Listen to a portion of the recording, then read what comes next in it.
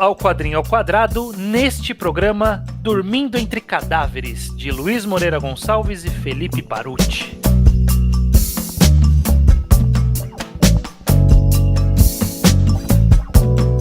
Muito bem, estamos aqui de volta para mais um Quadrinho ao Quadrado. Eu sou Estranho, aqui de volta na companhia de... Ô judeu ateu, isso não é relevante pra ninguém, Estranho, mas bem-vindo de volta. Tô datando um pouco esse episódio, ele tá vindo depois de da sua maior longa ausência na história dos 14 anos do Mangá ao Quadrado. E me deu um sorriso escutar sua voz aqui de novo. Muito bom. Um prazer estar de volta na sua presença, judeu. E o podcast não parou nesse período, teve aí vários programas falando de não mangás, e agora estamos aqui de volta para falar de um não mangá, um quadrinho nacional no nosso quadro de quadrinhos nacionais. Perfeito. Estamos aqui para falar, então, como eu falei na abertura, de Dormindo Entre Cadáveres, um quadrinho lançado pela Comic Zone. Premiado. Premiado? Nem o quê? Eu não sei, eu chutei agora. Eu sei que foi indicado a prêmios, eu lembro que foi indicado a prêmios. Foi indicado a prêmios. Foi entregue ao presidente Lula. Foi?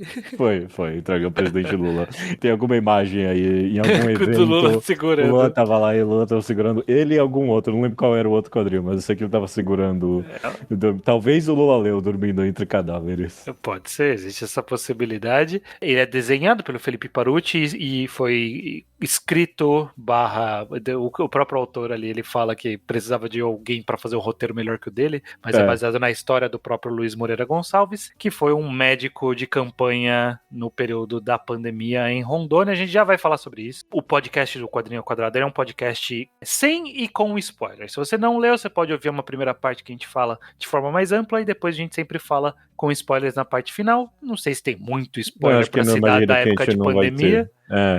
Mas é isso. Quem não leu pode ouvir também uma boa parte deste programa. Antes disso, judeu, dá aquele salve para os nossos apoiadores do Quadrinho ao Quadrado no Apoia-se, correto? Correto. Apoia.se/ao quadrado. Você pode apoiar a gente aqui, prestigiar essa nossa longa duração de podcast. Apoiando com R$10 ou mais, você tem o seu nome lido nos podcasts de forma rotativa, como as seguintes pessoas: Ailton José Vasconcelos, Cainé Rogers de Moura Santana, Nicolas Martins Costa Fuoco, Vinícius Carvalho e César Paoloni Adi. Muito obrigado. Muito obrigado a todos os apoiadores. Vamos lá, judeu. Que saudade eu estava de fazer essa pergunta para você. Sobre o que é Dormindo Entre Cadáveres. Bom, você quase deu a premissa no seu pré-papinho aí. Ele conta a história biográfica de Luiz Moreira Gonçalves, nascido em Portugal, português de Portugal, mas ele é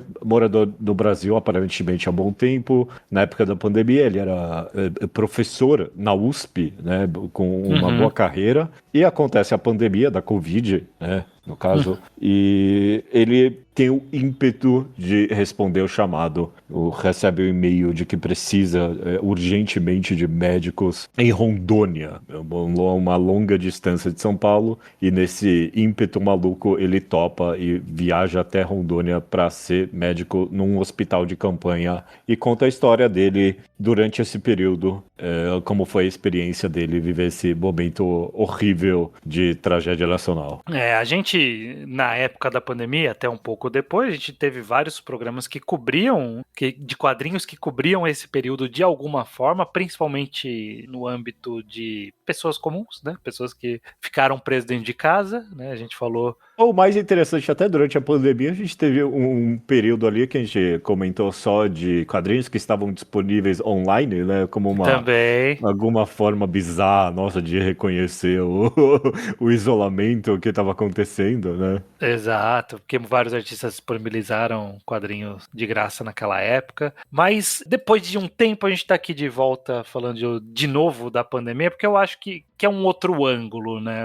Definitivamente Dormindo Entre Cadáveres não pisa no mesmo terreno que pisou os outros, né? Aqui eu vejo muito mais como o que ele se propõe desde o início, que é ser um recordatório desse período, né? Um registro histórico de como foi viver naquela época, né? Porque ele começa com uma provocação que eu quero discutir levemente com você, que é já nem lembra mais de como era, né? já não lembra mais como era. E ele tem razão de que não lembra, e é horrível revisitar esse momento numa perspectiva nova, inclusive, porque você comentou estranho que a gente já comentou de alguns quadrinhos aqui, notoriamente eu acho confinada e isolamento. Uhum, E sei lá, isso não é uma crítica a nenhum desses outros quadrinhos. Inclusive, a gente teve críticas e elogios a ambos esses quando a gente comentou. uhum. Mas Dormindo Entre Cadáveres, ele começa quase fazendo um pequeno versão desses dois quadrinhos, sabe? Com certeza um pouco mais de isolamento, mas até um pouquinho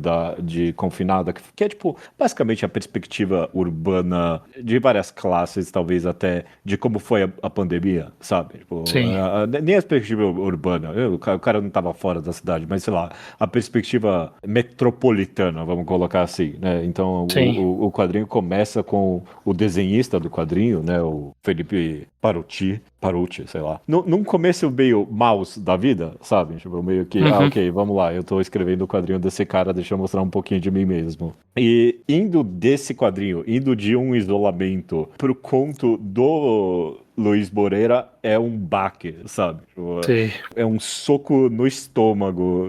Você vê a sua experiência quase que contrastada com tipo, o horrível que foi ser um médico nesse período. Sim. Ainda que seja até uma história um pouco diferente a própria história do Luiz, É que sim, é que ele não clinicava, né? Ele era formado em medicina, mas ele não atuou em clínica, seguiu academia. Então, mas eu senti o chamado da necessidade do juramento que ele fez de ir para a linha de frente ali. Então tem esse processo também do aprendizado dele, que é uma perspectiva também única, mas independente de ser aprendendo ou não, só de estar ali na frente, no dia a dia, mostrando como era a situação de dia sim, dia não, dia sim, é, morrer gente na sua frente e cada vez, às vezes mais de uma, muitas vezes mais de uma, é realmente um soco no estômago. A diferença de como, tipo, o quadrinho ele retratou tão bem, eu acho, esse período, que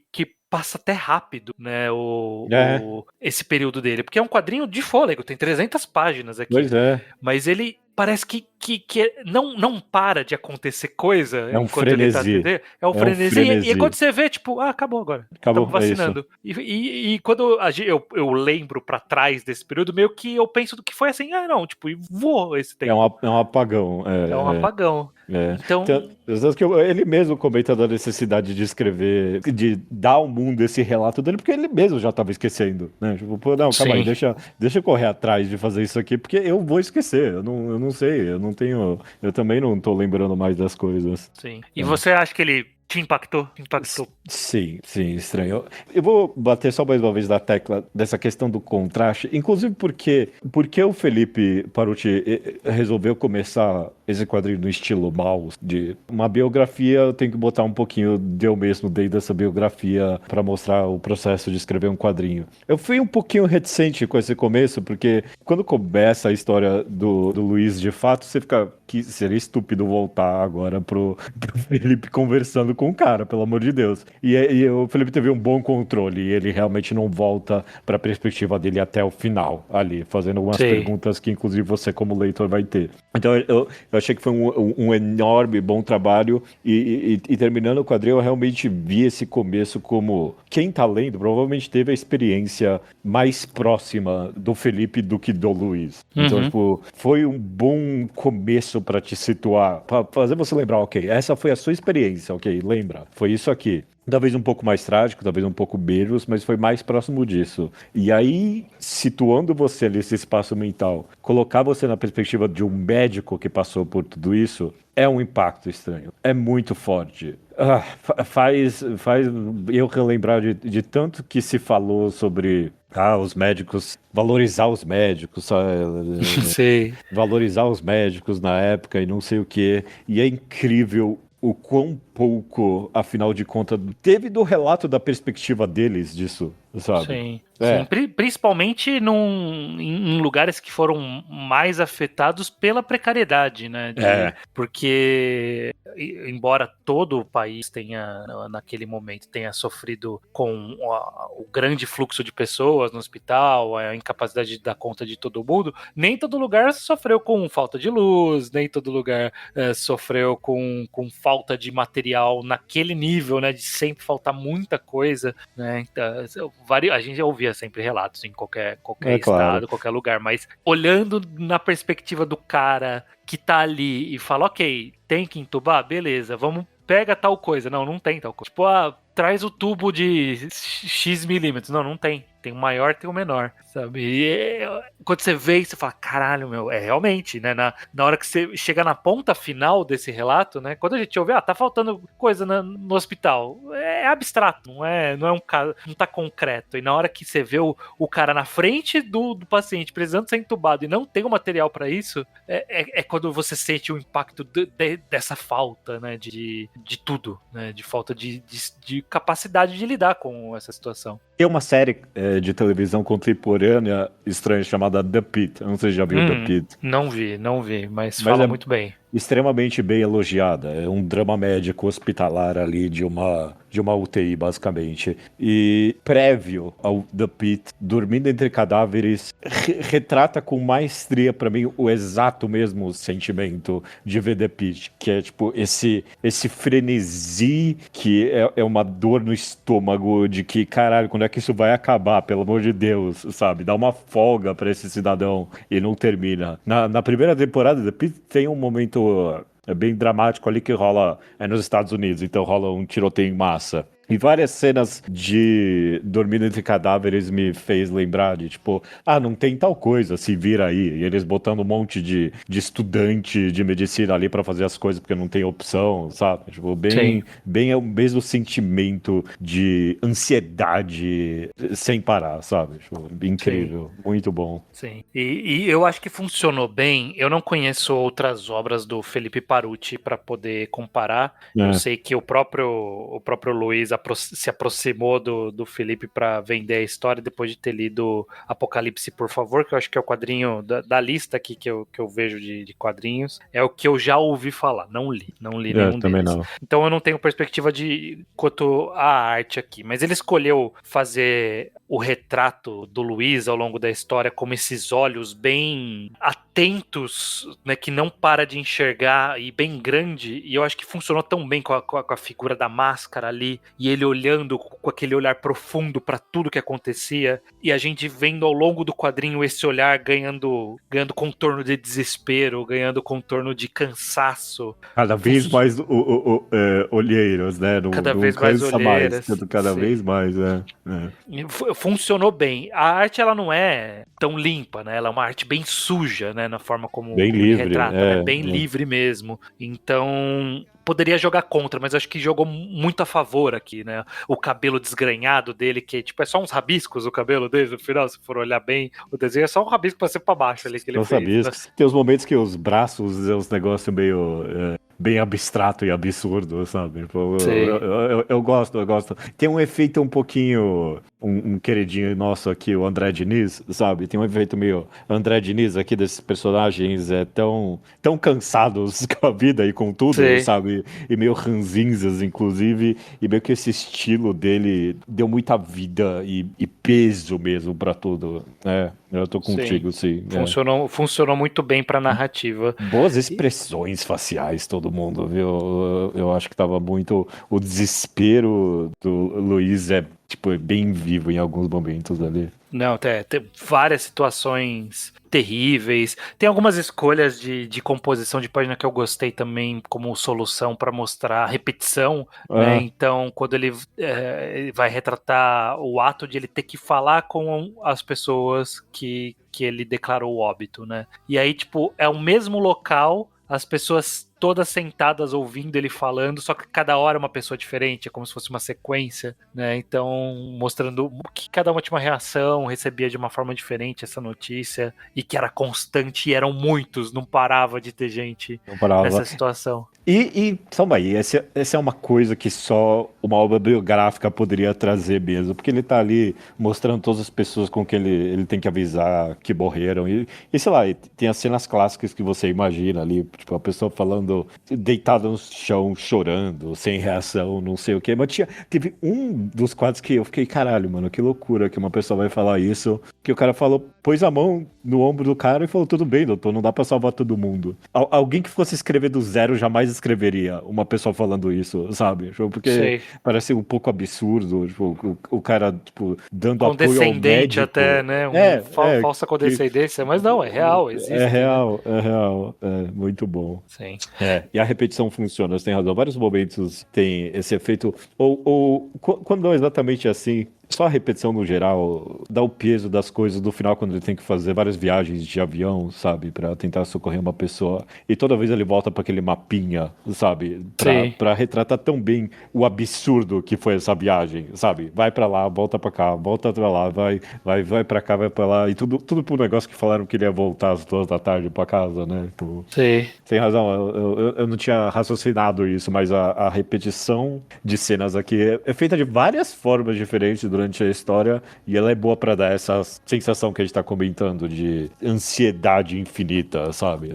Sim. Do não terminar absurdo de tudo. Um mote que é repetido ao longo do quadrinho todo, que é ele entubando uma pessoa, né? É algo que é repetido a história toda ali e a gente vê a progressão, né? Da Sim. primeira vez para quando ele faz, para quando outra pessoa faz, e aí tem uma quebra, né, contando o que essa outra pessoa fez. Tem várias dessas passagens que funcionam, porque no final o quadrinho ele é meio que separado em algumas grandes passagens, mas Uhum. que não tem intervalo entre elas, né? Só vai acontecendo, como foi a pandemia. Ok, aí ele aprendeu, beleza, agora começou a ver um monte de gente. Aí ele tem que falar que um monte de gente morreu. Aí ele tem que atender, aí começa a chover, e vai embora. São micro cenas ali, mas que estão todas seguindo essa linha narrativa. E de vez em quando tem uns intervalos dele conseguindo um dia de folga, por É. exemplo, Ou que é pesadelos, né? ou Pesadelos normalmente pesadelos. são entre acontecimentos, sim. Sim, que dá uma quebra mesmo, né? Que, tipo, É. dá um alt tab enorme de como você enxerga essas coisas e dá uma falsa sensação de relaxamento pra logo em seguida voltar pra pancada de novo. O ritmo foi muito bom na história como um todo pra descrever isso. Realmente, tipo, não, eu comecei a ler meio que, vou começar a ler antecipando aqui, mas Não, amanhã eu termino e você aí eu fui embora. devora esse quadrinho, sem dúvida É. alguma. Tem, É. tem, tem muitas passagens que me prendem. Que eu falei, caraca, essa do avião, por exemplo, eu falei, não, e aí? Como termina essa história do avião? Termina Sabe? mal, termina mal. Como tudo da pandemia, né? Uhum. A gente ficou falando de repetição, isso é usado até, obviamente, num certo tom de humor negro em algumas vezes. Então eu comentei logo no começo do português, português de Portugal. A terceira vez, a regra dos três. A terceira vez que alguém pergunta pra ele se ele é português de Portugal, eu dei uma risada aqui. Eu ri alto pra mim Deve ter mesmo ouvido aqui. a vida toda. Eu sempre, se eu encontro um cara, ele me fala, não, eu sou português. Eu ia falar, português de Portugal? Eu ia falar. Eu ia falar, com certeza vou falar isso. Talvez eu não fale mais, agora que eu sei que a pessoa tem que escutar isso a vida inteira A no vida Brasil. inteira. Ou que ele é de qualquer outra nacionalidade também, Pois né? é. Inclusive perguntando se ele era cubano, o que também É, é relativo ali historicamente. E eu gostei também que ele, inclusive nesse quesito, não tem como não relatar um clima político ali, né, do período, porque tem influência total da perspectiva de quem está trabalhando lá, das coisas que eram ditas, de como as coisas foram mudando ao longo do tempo, o que ia acontecendo. O que você achou dessa retratação do lado político ali? Você acha que coube bem na história? Coube bem até demais, estranho, porque é bem impressionante o quão pouco.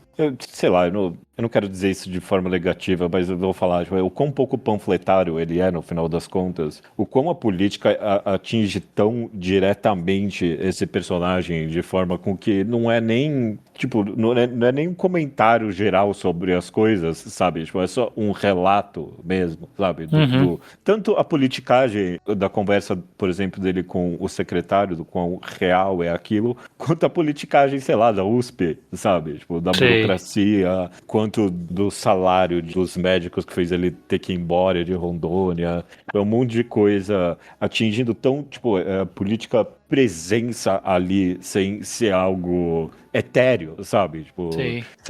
sem ser. A política aplicada à vida real. É É, isso, diretamente.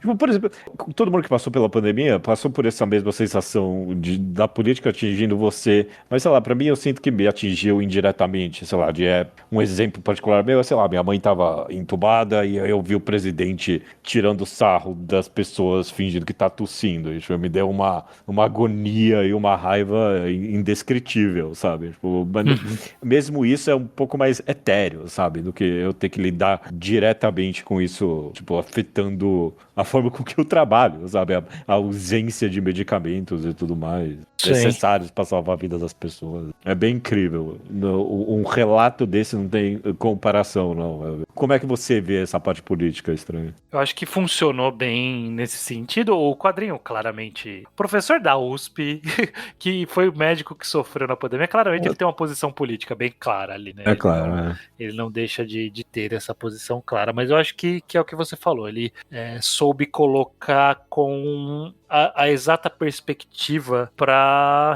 representar, em vez de fazer um manifesto, ele de fato representar. Olha, isso aqui resulta nisso. Essa política, essa forma de ver é dessa forma que funciona. Uma das coisas mais. Isso é Brasil, ou na verdade isso é política, que eu via, que eu achei que ele relatou na história foi quando ele foi reclamar alguma coisa com o secretário da saúde ali do município, e aí por ele estar lá, o cara falou, ó, eu vou ter uma ligação aqui, ó, participa junto com a gente aí. Isso é muito. E a quantidade de coisa no Brasil que no final é meio que é isso, é uma galera que tá lá e tipo, só tá lá, porque tá lá, sabe? Não tem uma grande explicação, não tem uma grande seleção. As pessoas só estão onde estão por uma conjuntura de situações e que não necessariamente representa o melhor pra gente. Então é muito Brasil. É um suco do Brasil fortíssimo ali. É tudo muito orgânico. A presença. Que nem, por exemplo, nessa cena que ele vai comentar com o secretário, o quadrinho, obviamente, é cheio da narração, né? Narrações, inclusive, em vários momentos bem expositivas, sabe? Falando, X dia aconteceu tal coisa, Uhum. chegou a vacina, não chegou a vacina. Mas no momento que ele vai conversar com o secretário, o próprio Luiz fala: eu não sei se eu tava indo muito com a cara do secretário, porque ele, inclusive, foi lá e comprou um monte de cloroquina, sabe? Uhum. Hidroxicloroquina. E essa é a parte muito pessoal e orgânica da história. Porque não foi que nem em outros momentos. Não teve um momento ali que ele pôs a narração. E aí no dia tal X, o do presidente Bolsonaro mandou eu comprar um monte de hidroxicloroquina e em vez de mandar não sei o que pra gente. Tipo, não, a experiência, a perspectiva dele ali, pessoal, da política, e obviamente não tem como. Isso não é pra falar que o cara tá aliviando, ou sei lá, não é isso. Não, é. Não tem como você ler isso e não sair com uma extrema raiva se não, sei lá, da negligência, no mínimo, da ineficiência absurda do sistema. Sim, sim, acho que funciona muito bem. A gente vai sem spoiler mesmo, porque eu não quero contar algo específico da história, mas eu quero falar um pouco, sem necessariamente entrar em detalhes, mas quero falar um pouco sobre a conclusão da história, porque Eu tenho eu, algo pra comentar também, pode eu, falar. eu vou te fazer uma pergunta e depois eu tenho uma resposta sobre isso. Você achou meio anticlímax a forma como Não, termina?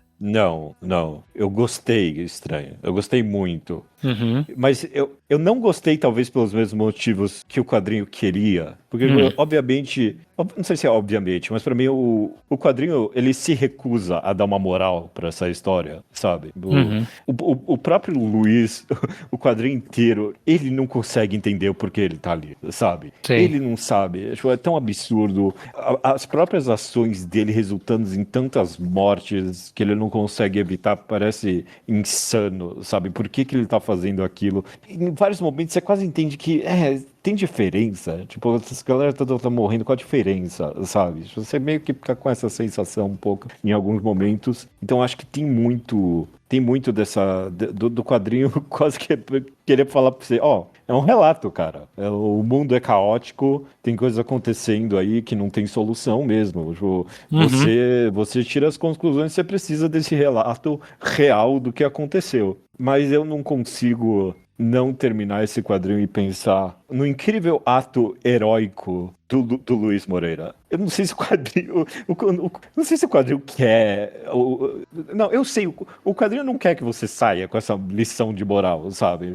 Sim. De o quão heróico esse cara foi, sabe? Do quão absurdo de que isso foi. E o quão melhor do que todo mundo esse cara é. Mas ele é, velho. Ele é. Ele fez algo incrível. E mudou a vida dele, sabe? Pra mim, ele não é anticlimático esse final, porque o clímax dessa história pra mim tá no Luiz Moreira continuar a carreira dele, não voltar pro ramo acadêmico, mas continuar a carreira dele como um doutor ali, sabe? Na linha de frente, salvando vidas. Tipo, o cara continuou nessa carreira. Um ato, talvez sem pensar, mas que foi pautado num instinto bondoso de fazer o bem pelo bem, não importa o que aconteça, mudou a vida desse cara e mudou pra melhor. Eu não sei. Mudou Eu, definitivamente. definitivamente. Se foi pra melhor ou não, mas mudou, sei lá, o cara faz mais do bem. Eu não consigo pensar se não isso. O cara Judeu prefere médicos do que professores. É isso que talvez você está seja, dizendo. não sei.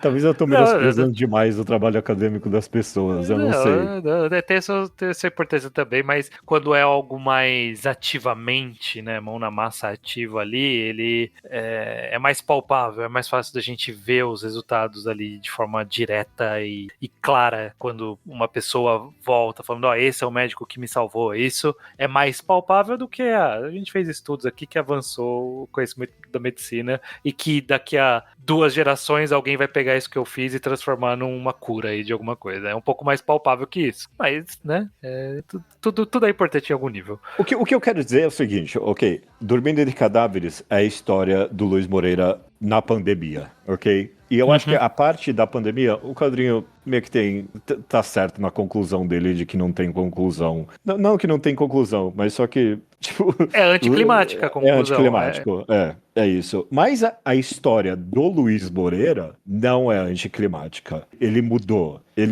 e é incrível, dá um ânimo, é horrível pensar assim, mas dá uma certa esperança pensar que um ato como esse pode surgir no ser humano, sabe? Mesmo que sem querer. Tipo, o cara com certeza não imaginou que ele ia passar tudo que bom, Não, a gente sabe, o quadrinho fala, ele não imaginou que ele ia passar tudo ninguém isso. imaginou, né? Todo mundo É. achou 2 meses, 3 meses, que seja, e que a situação não ia ser nesse nível, com certeza. Eu fiz a pergunta do anticlimático justamente por quê? Porque a conclusão narrativa da pandemia, ela não tem um clímax realmente. Não, é. É uma jornada que tem um ápice, e aí não é que ele cai e acaba, ele vai diminuindo até acabar, sabe? Vai longo. Que nem a pandemia, né? Que nem foi a pandemia, Não num foi dia um pro outro dia, voltou. aos poucos, as pessoas foram se vacinando.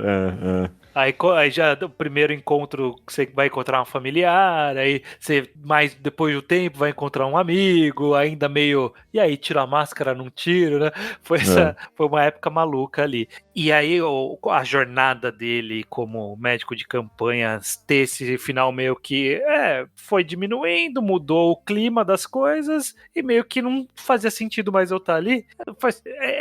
Não é uma conclusão narrativa interessante pensando em literatura, né, em forma de É. escrever, mas é a conclusão real. E é anticlimático por isso. Aí eu concordo com você que ser anticlimático nesse sentido tem esse contraponto com a jornada dele. É. Né? Tem esse contraponto de que ele entrou de cabeça, acabou meio que do nada, e ele era uma outra pessoa depois disso. O país era um outro lugar depois disso, sabe? Tipo, tudo É. mudou. Não tem um soco que terminou essa história. Não tem a punchline. A punchline da jornada é essa. Não tem, não tem. A gente viveu isso e acabou. E agora temos que conviver com isso que sabemos e isso que vivemos. Então acho Ele, que. num clássico círculo de jornada do herói, né? Ele voltou ao início mudado, né? Ele volta Exato. ao início mudado, diferente. É. Sim. Então eu acho que funcionou muito bem, principalmente com o epílogo ali, que na verdade não é epílogo, porque faz parte da história também, né? Mas É. tudo estar atrelado ao sono, né? A capacidade de dormir, eu acho, né, no quadrinho Dormindo Entre Cadáveres, né? Eu acho que funcionou como simbologia, concluiu bem, mesmo narrativamente sendo anticlimático, concluiu muito bem a história. Foi muito bom voltar pro Felipe nesse finalzinho, ele fazendo as perguntas que você teria como leitor, né? Tipo, oi, esse negócio da USP foi pra onde, né? Tipo, e aí ele relatar que eu nunca ouvi falar desse caso, mas sei lá, apareceu no jornal ali em Portugal que ninguém liga, ele tem razão, ninguém ligou pra isso. Eu procurei, achei notícia real do G1 de quando começou o processo, quando ainda era no auge da pandemia ali. Tem notícia disso. Eu me pergunto se esse quadrinho afetou alguma coisa, isso ou Acho não. pouco provável. Pouco provável, Pouco provável. Deve estar num limbo burocrático de algum burocrata Talvez que o Lula não liga. ajude, talvez o Lula ajude, não Se o sei. Lula leu, ele pode ajudar. É. Estamos querendo acreditar que o Lula leu. É engraçado, me fez pensar, me fez lembrar do Revolta da Vacina também, sabe? Que também, em certo aspecto, termina ali com a jornada de um médico, né? Que Sim. passou por tudo isso e perspectivas diferentes. Eu só comentei porque eu lembro que o final de Revolta da Vacina tem uma frase que eu lembro pra sempre, que é o cara falando pro outro, a escolha pra quê? Pra morrer, sabe? A morte é tão presente aqui nesse quadrinho que mal teve espaço pra algumas maluquices de pessoas anti-vacina ou pela obsessão pela hidroxicloroquina de pacientes, sabe? Uhum. Quando chega ali no final do negócio, as pessoas só querem viver. Qualquer ideologia maluca que a pessoa vai ter, ela é nada perante, tipo, enxergar a morte nos olhos ali. Sei. E pedir pra não morrer na frente do médico. É. Loucura. Pesadíssimo.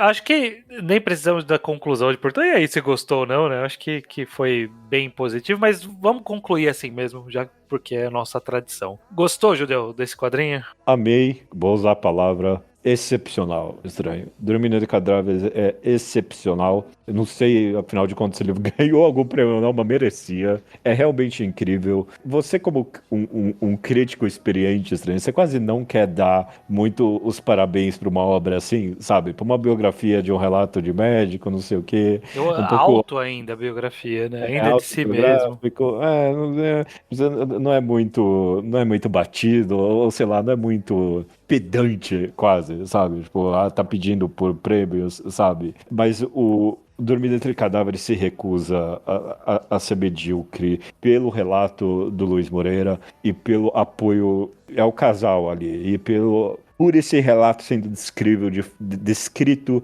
de forma tão vívida pelo Felipe Paruti. Os dois aqui fazendo um trabalho excepcional. Muito bom. Eu amei Dormir Entre Cadáveres. E mais uma vez, muito fácil leitura. Muito fácil leitura. Sim.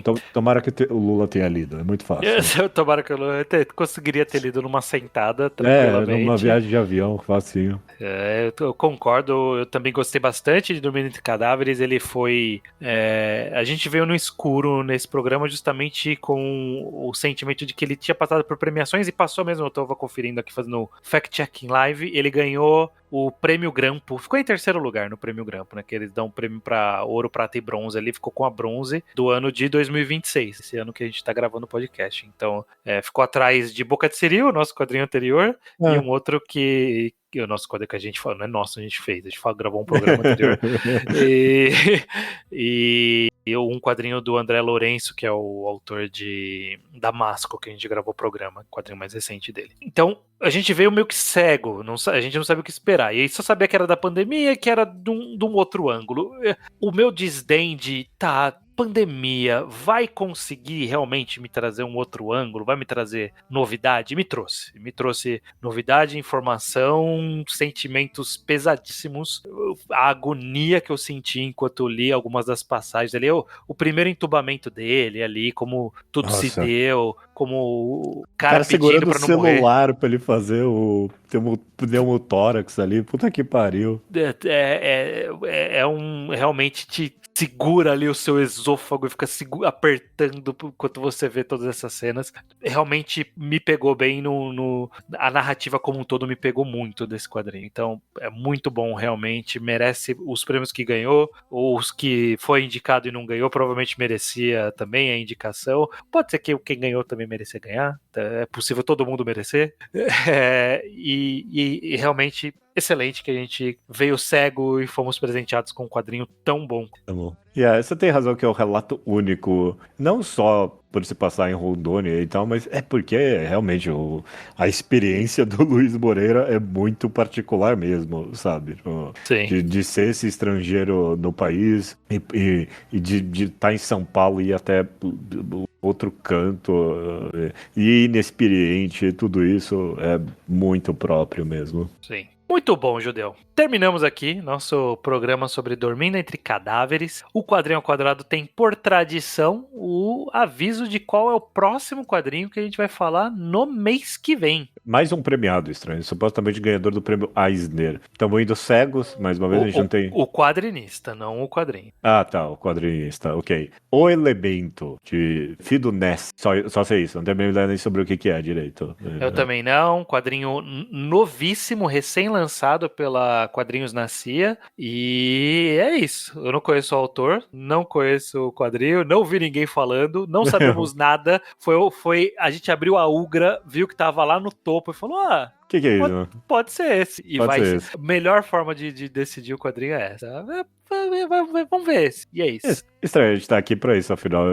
Em algum momento o Quadrinho Quadrado surgiu da minha vontade de conhecer mais quadrinho nacional. Hoje, a essa altura do campeonato, eu tô um pouquinho mais no papel de, tá, ok, eu tenho que introduzir os quadrinhos nacionais pro público. Não é mais só eu que tenho que conhecer, não. A galera tem que, por meio de nós, também conhecer um pouquinho mais de quadrinho nacional. Então, vamos conhecer, vamos ver. Vamos conhecer juntos aqui, então. Mês que vem, o Elemento de Fidonest. Até mês que vem, Judeu. Até mês que vem.